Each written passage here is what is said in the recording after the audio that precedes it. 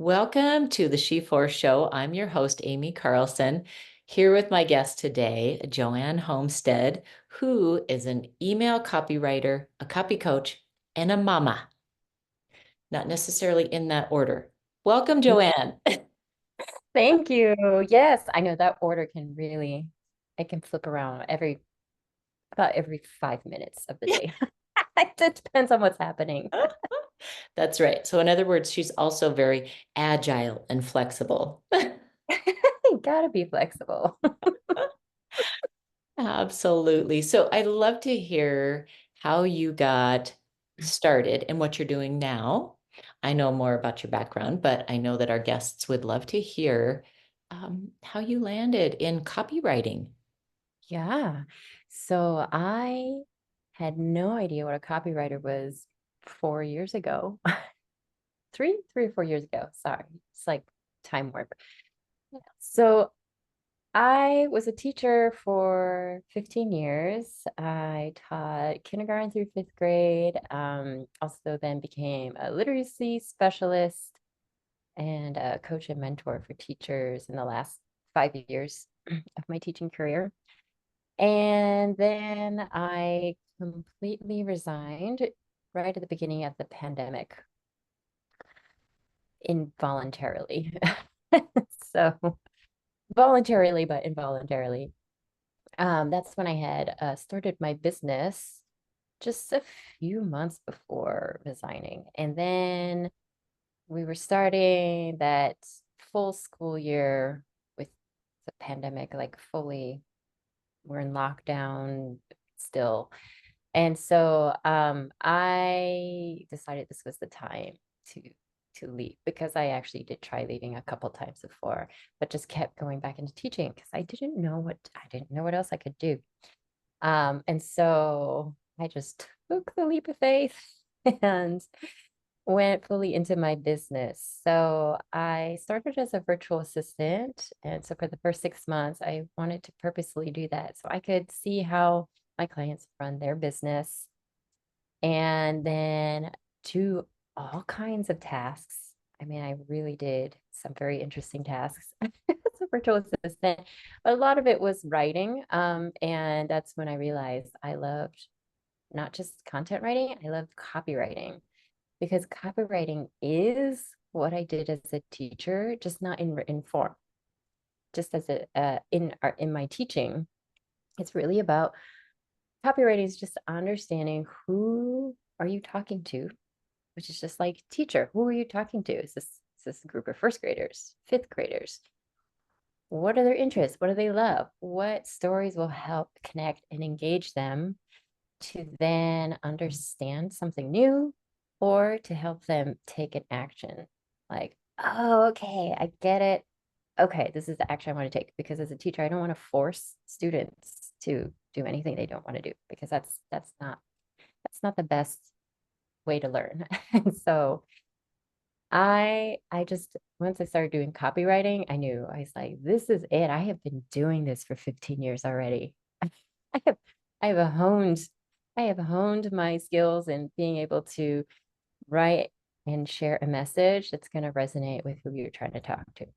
Yeah. And so then after 6 months, I pivoted into copywriting. And then I niched into email marketing because I don't know what it is about email. That's just my happy place. I love being in email. I just love being able to write emails and get my clients to write their own emails with their stories, their authenticity, but then also to be able to sell and promote in a way that just feels good. And so here I am now. Joanne, that's awesome. There were a lot of things in that story that I didn't know. And I really loved the like that aha of, oh, wait a minute. Actually, I have been doing this. And your explanation of copywriting just then I had a light bulb moment of like, oh, right, that's what it is. Yeah, Yeah. that's my lens from the teacher side because I was a teacher for so long. I'm like, this is teachers would be such they're such great marketers and sellers. They do it every day. Yeah. Because those students are not like, it's not like selling to people who want to be there. Those students usually have to be there. And Hmm. so it's a whole different dance, isn't it? Right. Yeah. How do you get them to engage? How do you get them interested? How do you get them to want to take some kind of whatever that action is? Yeah, to own their actions, really. How do you get them to do that? Because that's the best kind of learning. That's where they're really going to be interested. And so I feel like it's the same way in copywriting is, and that's the thing is like there's no, I'm not doing any FOMO. We're not doing like building any kind of frantic urgency. It is in your timing. I want you to be informed. I want you to understand what I do. I hope you understand how I help. I want you to understand what your problems may be. It's the same with teacher and students. It's like, I want you to understand like these are your strengths. Okay, now how can we use these strengths to help you? Like, where do you want to go? What's something you want to work on? Even kindergartners or first graders, they know if you ask them like, what is it you want to work on? They can tell you. I love that. There's a real coach right there. And Yeah. I know for our audience that you can hear and feel how genuine Joanne is, how caring and nurturing. And so your expression of copywriting, I feel like would help people just have that real authenticity. I think we've all had these experiences with around marketing and sales, no matter which end we've been on, that feel out of alignment. And so just knowing your essence, your spirit, that your work with words is would be very, very congruent, very, very transparent and true. Yeah, yeah. Words are powerful and you want to be in alignment with them. That's the communication piece. Like I had helped a client who had a this whole email series and I did an audit and I looked at it for her and I said, this is the feeling that you want to get across, but it's not coming across because of the words that you're using. And so we were able to make these, it's always just like little tweaks. The smallest of tweaks makes such a big difference. And we just made some tweaks here and there, and it suddenly felt so much more aligned to how she wanted it to feel. And so that, yeah, it's just being able to one, kind of like what you're saying, be in alignment, in congruency, and then okay, what are the words that will help make it feel aligned? Um, yeah. Oh, how fun. So before we hit the record button, one of the words we were talking about was pivot.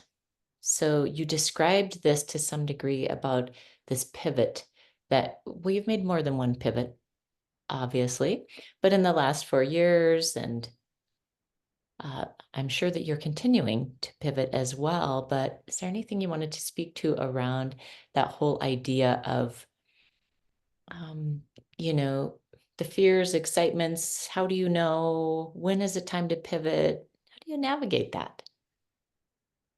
Such a good question. Um, I felt like you just you just kind of know when it's time, and you kind of know when you're trying to force it. I don't know how else to describe that, but it's just like I just knew it was time, and I had even told my husband that at the time when I was pivoting from teaching, and then found out about the whole online business world. I said this is it. I told him like it's very. I just felt very confident about it. I'm like this is it, and he could tell. He's like, oh this is it, okay. And so um I just felt like I mean, the right things were just coming up at the right times. And it led to a point where, you know, I may not have wanted to make that full leap. I wanted to do, I had my plan. Okay. My plan,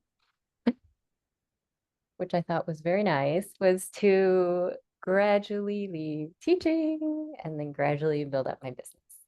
Smart plan, really great. But that was not the plan that the universe had for me. Like, no, we're not gonna do that. And so yeah, it's a lot of, I mean, just a lot of trust. I would say there's a lot of trust involved to be able to just go, like, we're gonna go for this. This is happening. And two, like finding your people, finding your supporters, your creating a community if you need to, like creating a new community. I was very fortunate. I mean, I'm very fortunate to have, friends who are just, they're so supportive. They're not in the entrepreneur world, but they've always just supported me, but just asking me like, how's it going? What's going on? Every little win, they said, that's awesome. That's great. Like, yes, I need to hear that because I'm wondering like, okay, is this right? Is this good? Is this, when the doubts come up, Yeah. definitely having people who can uplift you and support you, even if they're not in entrepreneurship, is that was really, really helpful. And also, my husband, who was fully supported my decision, because I am the sole income maker for a family. And so he said, I know I have heard every single story from your teaching. He's like, I fully support you if you want to do this. And so that, I mean, that was also such a huge help. And he watches the kids too. And so that just knowing that he is there to care for the kids just made me feel more confident too. Like, okay, he's just so good with he's really great with like the the the the younger ages. I feel like me, it's more like I would say second grade and a second grade to fourth grade is my nice window there. So yeah, so he's been so supportive and yeah, I think I've just come to realize like when we say we're a solopreneur, we're not a solopreneur because I have so many supporters. I have my husband who also does my bookkeeping, for me, Cool. for my business, friends, but also my cousin who is an entrepreneur and she also had started her business a couple years before me. And she so graciously said, like, oh, if you're looking for a mentor, I'd love to be your mentor for a bit of time. And I said, yes, please. I will take that. So yeah, we spent about 6 months just getting on weekly calls together. And it's just so helpful to just know like I'm not in it alone. Absolutely. And that's good to hear anytime, no matter what we're going through, right? Yeah. I'm not in this alone. And so I'm curious if around this time, when you made the pivot into entrepreneurship, was that also around the time that you started to prioritize taking time for yourself? Or where did that fit Oh, yes. No, that is no, not the case. in? Oh. I I mean, it's so nice to have hindsight. Great. Now I can see very clearly behind me. Um, I That just reminded me of one of my clients was just telling me she had this quote from what was she reading? She's been researching Steve Jobs, but anyways, it was about you don't connect the dots going to the future, you connect the dots looking back. I was like, yes, 100%. So When I started my business, I brought in all of my trauma from teaching. There's a lots of stuff there. Um, Unknowingly, I did not know. I didn't know I was, you're on autopilot. You're doing what you're doing. You're just kind of at this, you're in this like level and you're just going along. So yeah, I brought that all into my business and just working, I was just almost working more than what I was doing in teaching, which was a lot. And not prioritizing myself in it because I'm thinking and the way that I was thinking of it, like I have to support my family financially. I have to Yeah. make this work. I have to a lot of pressure, a lot of expectations that didn't serve me actually. And so it wasn't until yeah, so basically like continuing the burnout cycle that I was in every year as a teacher. Because that's what I'm familiar with. That's what I knew. Yeah. And it wasn't until a year, maybe a year and a half since I started my business, it's always, I feel like it's always like this one simple question that just like changes the trajectory of your life. I feel like that's for me at least. It's always this one simple question. And I did this live training in a coach's Facebook group on, email storytelling, email marketing, email sequences. And after the live training, we were still on the call together. And she simply asked me, she said, how are you? Like, how are you feeling? And at the time my second son was just like a few months old. He was a newborn. And I was just like pushing my business. Like, I gotta do this. I was like 8 months pregnant and I joined like a coaching program. Not the greatest time to join a coaching program, but I was just in this, yeah, I was just in this feeling like I gotta push, I gotta do this. And I just broke down when she asked me that. I was like, I'm exhausted. I got like 2 or 3 hours of sleep last night. The baby did not want to sleep last night. And now I did this training and I feel so wired and whacked out. Like I do not feel like myself. And then that's when she's a intuitive coach and she said, I I'd love to like help you out, work with you. Let's just do a session together and see where it goes. And so we did a session and I was like, oh my gosh, my mind was blown.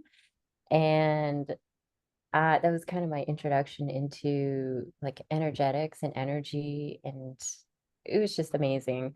So that working with her for about 6 months was really a lot of that, like a lot of shifts in understanding like what it means to prioritize myself. Also shifts in like to like I I get to support my family financially. How awesome is that? I get to work on my business while my husband watches the kids. How awesome is that? I love what I do. Instead of feeling like, oh, being torn between I should be spending time with my kids. And then in my head thinking, oh, I should be working. And then working and saying I should be I Yeah. there's no win-win. There's no win-win situation. Yeah. Everything is like I should be on that side when I'm on the other side. And so that there were just like some really big shifts for me there that has really changed the way that I just run my business. And that's I mean I say this all the time, like personal growth is business growth. Yeah. It I really agree. has changed a lot of the way that I'm able to run a sustainable business, basically. Yeah. Good for you. That was one of the things that really blindsided me too, is like I've always been into personal growth, but once I got into business as well, whoo, I just did not realize how much was going to. to how much those two integrated and how much one thing would lead to another as far as growth would go. Yes. I don't know about you, but it's very uncomfortable for me. Like, I mean, the growing is so uncomfortable. So I almost feel like it's like a can of worms, like you have to open it, but you don't want Yeah. to. Just when are we going to do this? Yeah. Right? You're looking at it, kind of like try and peek in a little bit, like, no, I don't think so. But you're Not like, today. not today. Like, oh no, the pressure is building. The worms are building up in there. I don't know what they're doing, but it's going to explode. Yeah, exactly. Which leads me to my next question. Before we hit the record button, you were telling me a bit about your life a year ago, and you brought up this word reorbit. I would love for you to share a bit about that point in time and how you've been reorbiting. So, last year, yeah, it felt like last year I was just blindsided by sudden, I call it my midlife crisis. And it was just right around my birthday when it started. So I was not expecting Birthdays will do that. birthdays. That birthday really blindsided me. I call it the double slap in the face summer. I was, and then the rug was pulled out from under me, and then I just went floating into space is what it felt like. So yes, this it all also goes with the journey of like the self-care, like really prioritizing myself. Like I was feeling really good. Like I was telling you, my body felt like the strongest it had ever been in a really long time. I felt more clear and present because I had started, meditating every day and doing this forgiveness prayer and just being able like journaling more, all that stuff. And so I was feeling really good until I got that double slap in the face for my birthday. And then I entered this midlife crisis where I just felt totally not, I did not feel grounded anymore. It really did felt like I was floating into space, like into the void. Um, and another way it felt was I had my so I had my first sound sound sound bath healing last Yeah. year. And it was just a couple weeks after I had felt like my oxygen cord was like cut off and I'm floating into space. And after that session, it was a one-on-one session with someone through Zoom. Sharon Buck. I just have to do a shout out for her because she was amazing. So I spoke to her about like what it was I was feeling and all that. And then she did this 1 hour sound bath session, like customized for me. And then she just said, like, just notice how you're feeling in the next few days. And I told her the next day, I was like, okay, I know how I'm feeling now. It felt like my center was like misaligned. Mm. Like it was like this. Uh, for those of you listening, I guess you can't see my hand. My hand gesture. It just felt like the line was broken and it was misaligned. And then after the sound bath healing, it aligned it again. I felt like my center was aligned again. I felt like I was still floating in space, but at least I felt like the scattered puzzle pieces were brought back together. Still floating, but I felt like aligned again. Um, and and then being able to like process through it with a coach, and then working with a mindset coach. Again, it's like we can't do this alone. Like you gotta find help and support. So mindset coach Ildiko Foot, and we were able to really help me feel grounded again with my purpose, figuring out like it was my first experience with the wheel of life and looking at the different parts of it and seeing, okay, where is it I wanna work on. And so a big piece of that was like emotional well-being and mental health. Like I felt like I didn't want to be by myself because I was afraid of what I was thinking. I did not want to be left alone with my thoughts. And so we were able to work together and feel like, oh yeah, I can be by myself again. Like I didn't even want, I was going to go like do this nice relaxing bubble bath. I didn't want to do that because I did not want to be by myself. I'm like, no, I do not want to be by myself right now. Do not like how I'm feeling. But taking the little steps to have like strategies and tools to be like, okay, no, it's okay. I'm safe. I'm safe. I can do this. And yeah, it took time, but I kind of like what I had said to you is like, I just felt so betrayed because I was in such a good place. I felt like I was working on myself, I was prioritizing myself, and then this thing out of nowhere just came and bumped me off my orbit. I had to reorbit. I was like, is this what I get for working on myself? I can't distract myself with all the things I used to do that weren't serving me. Now I just have to like live with this feeling. I don't like this feeling. I don't want to be present with it. And realizing like, okay, I can reorbit around my purpose, which hasn't changed. Yeah. Still the same. And I can feel grounded again. I can start orbiting and feeling like, okay, I'm back where I was, and these things will come up. And that's kind of what you had said too. Reorbiting will always happen. Yeah. And we feel like this is my perspective anyway, sometimes that we feel like things should be happening in a straight line. And when we've got all kinds of squiggles and not sure which shape, where the line's going, how many zigzags are going to happen, we feel off kilter. We feel ungrounded. We can feel like there's something wrong with us, like worthiness, like at a real deep level, you know. Um, and life is circuitous. Life is not a straight line. Life is uh, full. Life is full. I like that. Life is full. It is not linear now, as much as we'd like it to be. It's not. Yeah.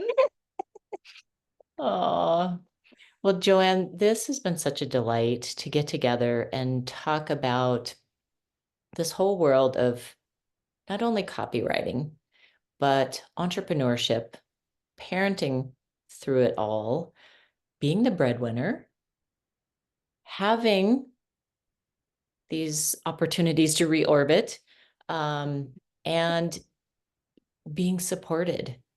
What a rich conversation. And I'm just curious as we wrap this up, is there anything else that you just feel from your heart that you want to say in closing? Mm-mm. Mm. Yeah, I think it's that you can feel so alone in entrepreneurship, but you don't have to feel that way. And I I felt like, oh, I'm just doing this on my own.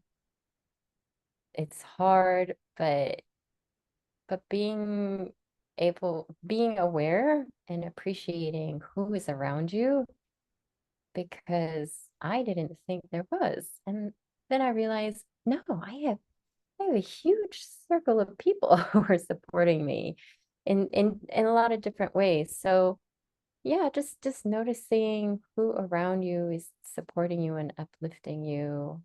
Because even if you think there is not one single person, there probably is, and just not aware of it enough to know, like, oh yeah, they are supporting me. And that support, even though it may feel it may feel like a little bit in like the grand scheme of entrepreneurship, really goes a long way, you know?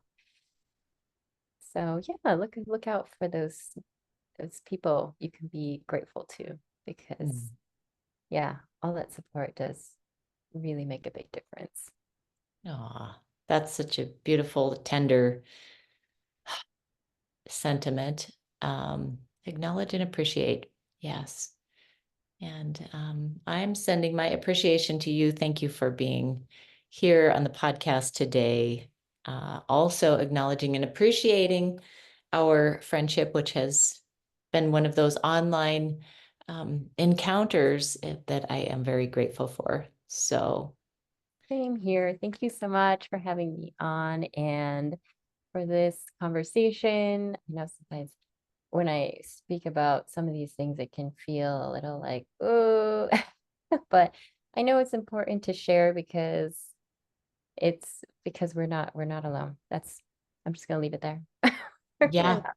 yeah, absolutely. We are not alone. Well, Joanne, thank you. And to our listeners, as always, know yourself, be yourself, free yourself. Until next time.